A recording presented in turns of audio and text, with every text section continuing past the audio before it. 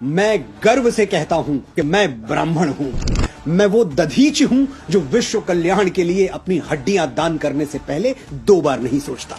मैं वो परशुराम हूं जो श्री राम जैसे मर्यादा मूर्ति क्षत्रियों को अपनी सारी शक्तियां सौंप देता है। मैं वो चाणक्य हूं जो एक वंचित वनवासी को उठाकर भारतवर्ष के राज सिंहासन पर बैठा देता है। मैं वो आदि शंकराचार्य हूं जो अपने असीम ज्ञान के प्रताप से समूचे भारतवर्ष को एक भगवा ध्वज के तले ला खड़ा करता है।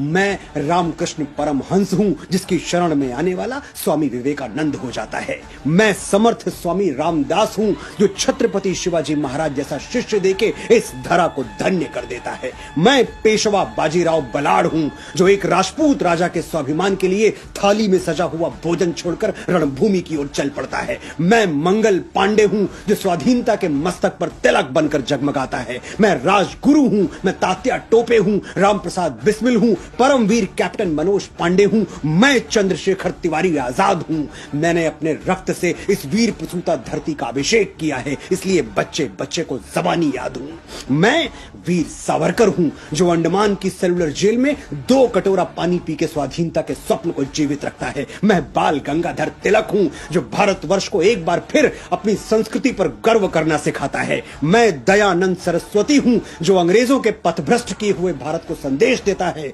वेदों की ओर लौटो। मैं ही इस यशस्वी ब्रह्म कुल की बेटी रानी लक्ष्मीबाई हूं जो मातृभूमि की रक्षा के लिए फिरंगियों के बदन में अपनी तलवारों का लोहा उतार देती है।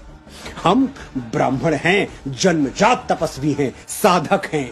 हम संगीत की साधना करते हैं तो तानसेन बन जाते हैं, स्वर साधना करते हैं तो लता मंगेशकर कहलाते हैं, और शब्द साधना करते हैं तो महाकवि कालिदास और गोस्वामी बाबा तुलसीदास के नाम से अमर हो जाते हैं।